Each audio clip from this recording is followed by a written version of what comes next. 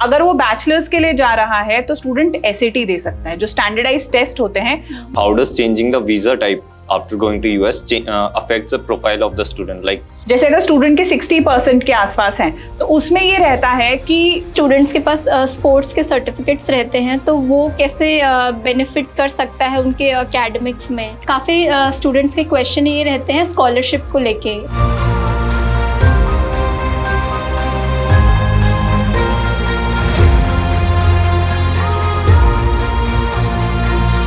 Hello friends, welcome back to Meridian Overseas. So today I am here with Shivalika and Bhavya. ये daily routine में students से बात करते हैं। They are the counsellors here and बहुत सारे students का फॉल से लेकर अभी तक जितने भी स्टूडेंट्स इन लोगों ने बात करी है, बहुत सारे स्टूडेंट्स के बहुत ही कॉमन क्वेश्चंस होते हैं जो लगभग हर स्टूडेंट के रहेंगे अगर आप US के लिए प्रिपेयर कर रहे हैं एंड अब्रॉड एजुकेशन के लिए प्रिपेयर कर रहे हैं। तो कुछ कॉमन क्वेश्चंस हैं जो ये लोग मुझसे पूछेंगे and I am going to answer and give the solution to the problems जो एक्चुअल में स्टूडेंट्स फेस करते हैं। So Shivalika, let's start with you. Hello ma'am, काफ़ी स्टूडेंट्स के क्वेश्चन ये रहते हैं स्कॉलरशिप को लेके। लाइक जैसे किसी स्टूडेंट के 60 से लो स्कोर्स हैं तो उनको स्कॉलरशिप कैसे मिलेगी, तो उनके ये रहता है कि उनको सेटिस्फाइड स्कॉलरशिप कैसे मिल सकती है। तो आप उस पर मुझे प्लीज़ गाइड करें कि मैं स्टूडेंट को क्या आंसर कर सकती हूँ। देखो, जैसे अगर स्टूडेंट के 60% के आसपास हैं तो उसमें ये रहता है कि अगर वो बैचलर्स के लिए जा रहा है तो स्टूडेंट SAT दे सकता है, जो स्टैंडर्डाइज टेस्ट होते हैं वो दे सकते हैं अगर उसमें वो एक्सेप्शनल स्कोर करते हैं। क्योंकि क्या होता है, 12th में अगर परसेंटेज कम है तो उसका कोई रीजन हो सकता है, हेल्थ इश्यूज हो सकते हैं या फैमिली में कोई प्रॉब्लम चल रही है। तो आप पहले ये देखो कि उसके 10th के स्कोर्स कैसे हैं। अगर 10th के भी सेम है तो आप स्टूडेंट को सजेस्ट कर सकते हो कि आप स्टैंडर्डाइज टेस्ट दो। अगर आप स्टैंडर्डाइज टेस्ट के अंदर एक्सेप्शनल स्कोर करते हो तो उसके बेसिस पे देयर इज अ चांस कि उनको स्कॉलरशिप मिल जाए। रही बात मास्टर्स के स्टूडेंट्स की, अगर उसमें परसेंटेज कम आती, क्योंकि जो एलिजिबिलिटी क्राइटेरिया है that is 55% minimum and 75% academics में अगर हैं तो ही स्टूडेंट को स्कॉलरशिप की एलिजिबिलिटी मिलती है। तो इस केस में क्या है, अगर उनकी परसेंटेज कम है तो आप पहले देखो कि कौन से सब्जेक्ट्स हैं या कौन से कोर्सेज हैं जिनके अंदर उनकी परसेंटेज कम है, उसको इवैल्यूएट करके उनका इवैल्यूएशन निकालना है। वेस्ट क्रेडेंशियल इवैल्यूएशन आपको पता ही होगा। तो क्रेडेंशियल इवैल्यूएशन अगर हम स्टूडेंट्स की करवाते हैं तो उसके बेसिस पे अगर 3 GPA से कम आता है then student can go for again standardise test which is GRE GMAT and उस बेसिस पे अगर वो उसमें अच्छा स्कोर करता है और क्रेडेंशियल इवैल्यूएशन को सबको मर्ज करेंगे अगर अपन, तो उनके बेसिस पे student can get a scholarship. जैसे मैम कोई स्टूडेंट्स के पास स्पोर्ट्स के सर्टिफिकेट्स रहते हैं तो वो कैसे बेनिफिट कर सकता है उनके एकेडमिक्स में, और वो किसी भी प्रोग्राम के लिए अगर जा रहे हैं तो वो स्पोर्ट्स कैसे उनको हेल्प करेगा उसमें, लाइक स्कॉलरशिप में भी। जैसे अब USA में आईवी लीग्स होती हैं, आईवी लीग्स का पता है 8 यूनिवर्सिटीज हैं, they are backed up by sports. उनकी स्पोर्ट्स का एक्सेप्शनल परफॉर्मेंस है, that's why they known as Ivy Leagues.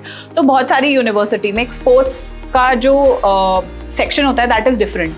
तो उसके अंदर स्टूडेंट क्या कर सकता है, instead of uploading the certificates and mentioning everything, student को अपना SOP में सारी चीजें मेंशन करनी चाहिए। अब स्पोर्ट्स में भी क्राइटेरियाज होते हैं, स्टेट लेवल हो गया, नेशनल लेवल हो गया। तो उस लेवल पे अगर स्टूडेंट ने खेला है और अच्छा खेला है तो उसके बेसिस पे स्टूडेंट को अराउंड $9,000 to $10,000 की स्कॉलरशिप मिल सकती है इजीली। बट इट डिपेंड्स कि स्टूडेंट अपनी प्रोफाइल यूनिवर्सिटी में कैसे प्रेजेंट कर रहा है, first thing. Second, sports scholarship जो मिलती है वो मैक्सिमम स्टूडेंट्स को मिलती है फॉल इनटेक के टाइम पे, जो हमारा अगस्त सितंबर वाला इनटेक होता है उसके अंदर उनको मिलती है। तो वो अपनी प्रोफाइल को कितनी क्लियरली प्रेजेंट कर रहे हैं एंड उस स्पोर्ट्स वाला जो एडवांटेज है उसको कैसे वो प्रेजेंट कर रहे हैं उसके अंदर, वो बहुत मैटर करता है। अगर वो यूनिवर्सिटी से अपनी ये चीज बताएंगे कि मैं इस कोर्स के लिए जा रहा हूँ बट मेरा जो बैकग्राउंड इन स्पोर्ट्स है दैट इज वेरी एक्सेप्शनल, है ना, तो फिर उसके बेसिस पे उसको स्कॉलरशिप मिल जाएगी। बट हमको यूनिवर्सिटी में चेक करना पड़ेगा whether they are giving that scholarship और नॉट। मैम मिनिमम स्कॉलरशिप क्या रहेगी अगर हम उनको सजेस्ट करें कि आपके स्पोर्ट्स कोटा के बेस पे आपको मिनिमम इतना स्कॉलरशिप मिल सकती है? मिनिमम स्कॉलरशिप आप मान लो $4,000 मिनिमम मिलती है अगर स्टूडेंट की प्रोफाइल भी एकेडमिक्स भी कम है एंड उसने एक्स्ट्रा करिकुलर एक्टिविटीज में, because there they believe in all round development rather सिर्फ एकेडमिक्स को देख के, ठीक है। तो ऑल राउंड डेवलपमेंट के बेसिस पे अगर स्टूडेंट प्रेजेंट कर भी रहा है और लेकिन वो इतना नहीं अच्छा कर पाया तो भी मिनिमम $4,000 की मिलती है और मैक्सिमम अराउंड $22,000 to $25,000 मिल जाती है। Okay, so actually I was also having one such question, ma'am. Like, how does changing the visa type after going to US affects the profile of the student? Like, if one student goes over there with a student profile and then they want to change their visa into a like working visa, then how will it affect their like profile for the PR thing? Exactly affect नहीं करता है कुछ भी। It depends कि student student visa पे रहा है and उधर उसने स्टूडेंट वीजा को कंप्लीट ना करके उसने स्ट्रेट अवे वर्क में अप्लाई कर दिया है एंड देन फिर वो वर्क वीजा वहां पे इमिग्रेशन लॉयर से लगवा रहा है, that affects the profile because जो purpose of going to USA था that was different and now the student is doing something else, so that affects negatively in the profile. हो सकता है उसको एज इमिग्रेंट वहां पे बना दिया जाए या उसको डिपोर्ट करके वापस से अपनी कंट्री में भेज दिया जाए। सेकेंड थिंग, अगर वहां पे वो अपनी एजुकेशन कंप्लीट कर लेता है and now student is working and उसको H1B चाहिए या J1 चाहिए तो उसके बेसिस पे कुछ स्पॉन्सर्स होते हैं, जैसे H1B comes with the lottery, तो जो भी कंपनी में वो काम करता है they file the petition for that, वो लोग H1B उसका लगाते हैं तो स्टूडेंट को एक बार अपनी कंट्री में वापस आना पड़ता है and then student can fly back.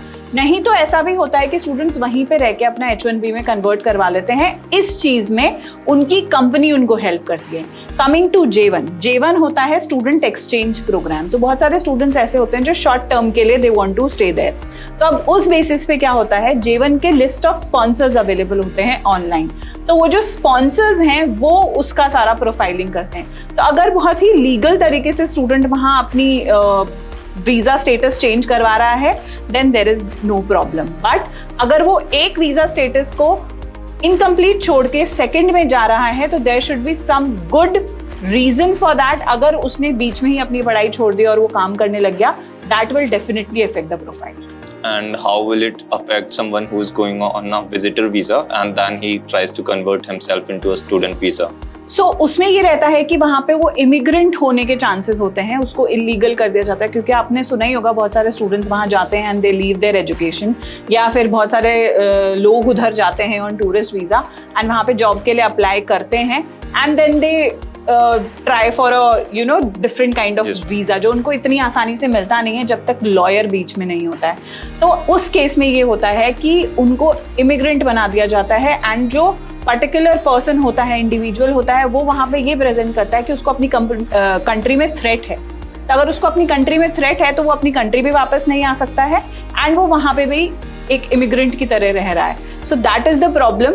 अभी आजकल लोग यही कर रहे हैं कि वो लोग टूरिस्ट वीजा लेके वहाँ जा तो रहे हैं, जॉब के लिए अप्लाई कर रहे हैं, बट जो पर्टिकुलर चैनल है वो यही है कि जहाँ पे वो अप्लाई कर रहे हैं वो लोग उनको स्पॉन्सर करें, उसको यहाँ पे आके वापस से वीजा इंटरव्यू देना पड़ेगा for the same thing and then the person can go back. Okay.